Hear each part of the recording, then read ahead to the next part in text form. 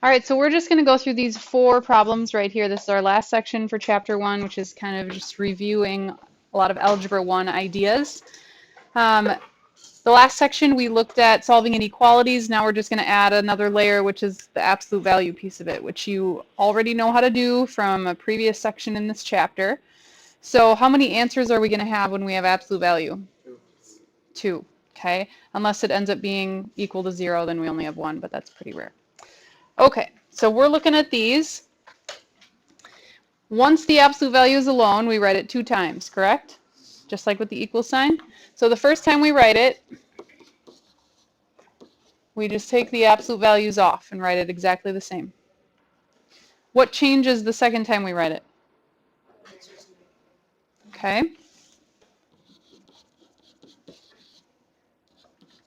It also changes this symbol to be facing the opposite direction. So if it's greater than, it switches to less than, and less than, it switches to greater than. And now all we do is solve both of these. And we're going to get 2 answers.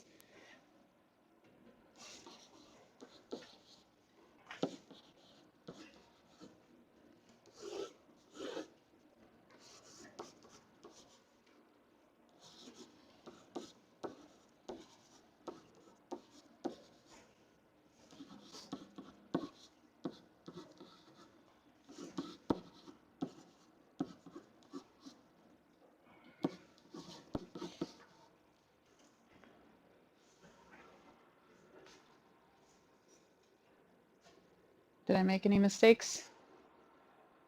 Hopefully our numbers match. All right, so number line. Let's talk about a few things. First of all, we need 0 on there. We also need our points. And we want to make sure that they are spread out appropriately. You don't want to have negative 6 1/3 on one side and then equally on the other side is 3 because they're not the same distance away. So roughly place them where they should go on the number line. Okay, should these have open or closed circles? Why are they open?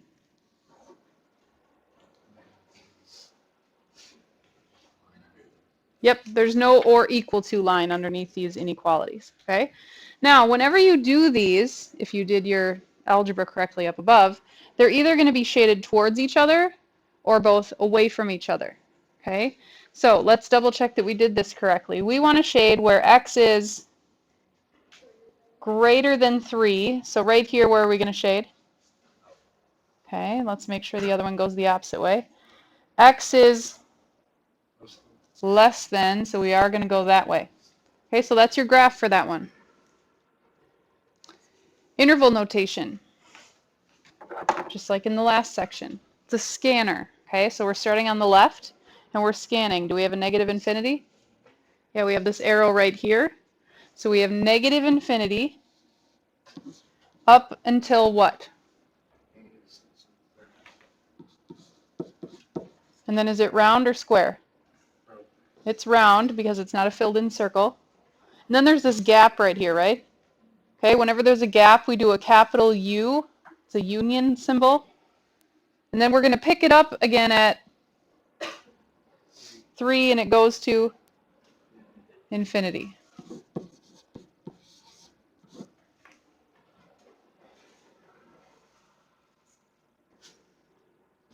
Questions? Okay, this next one. Can we write it twice? Is it ready to be written 2 times? Yep, the absolute value is alone. So we got 4x minus 3 less than or equal to 7. 4x minus 3. We flip this. Greater than or equal to negative 7. All right, so let's solve.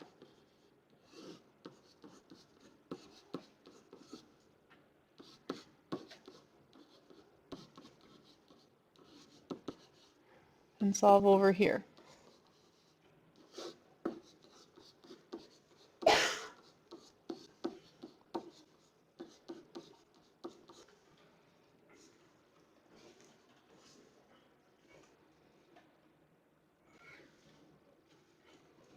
So we had our two numbers, 2.5 and -1. Again, when you draw your number line, you're going to want to make sure that it's evenly spaced. If they're small numbers like this, it's sometimes good to just put all the dashes on there.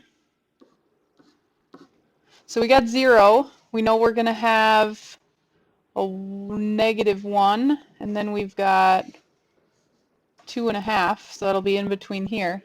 Are they going to be open or closed circles? These ones are closed because there's or equal to underneath right here. So we've got -1, and we have 2.5.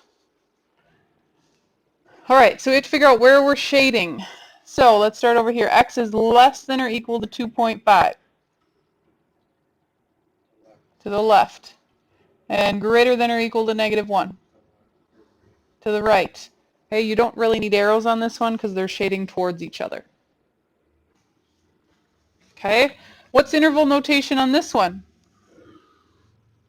We have a scanner. It's starting over here on the left-hand side, and we're moving in this direction. What's the first thing we come to? Okay, do we have infinity? No, it starts at -1. Square? -1 up to what? 2.5. So there's no infinities on this one because there's no arrows that point forever in either direction. Okay? Two more. These ones are a little bit tougher. This is, you're going to have problems that look just like this on the test next week. All right, so what do we have to do first? Yes, question.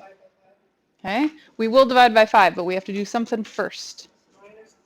Yeah, we got to move the 3 first. So let's subtract 3.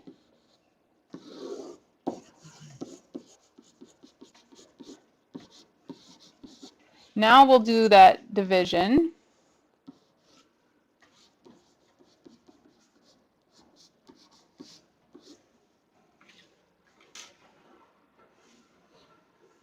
Now we can branch off and write it our 2 times.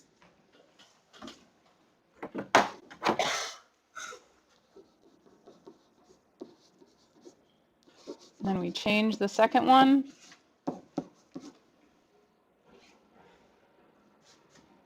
All right, so let's solve these quick.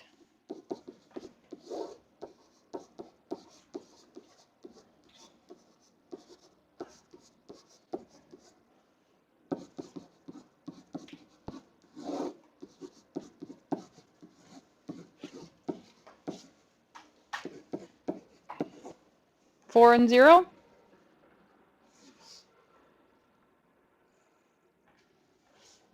All right, number line.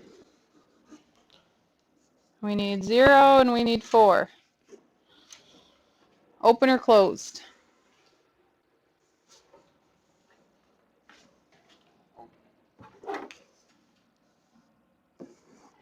Okay, let's start here. X is, so what direction? Less than is to the left. X is greater than 0.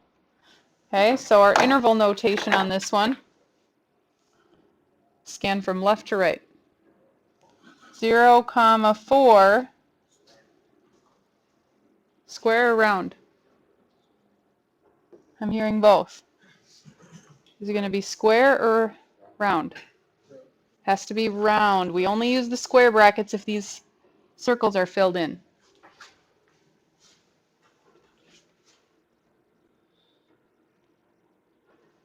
One left? Yep.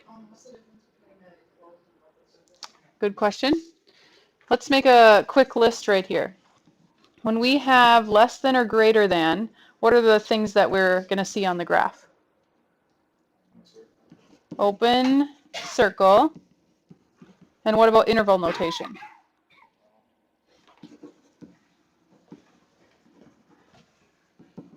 Okay, if you have these symbols, what are the properties?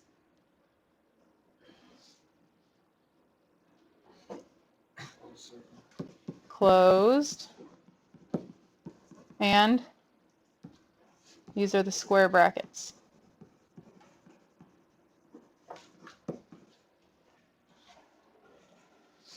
Okay, so those are those defining features there.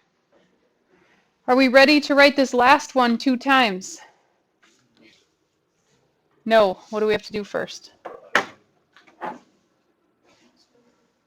We need to get rid of that 3.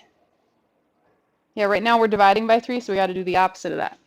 So we'll multiply by 3, multiply by 3. Now we have x plus 5 greater than 33. Now we can write it 2 times. So we have x plus 5 greater than 33, x plus 5 less than negative 33. Subtract 5.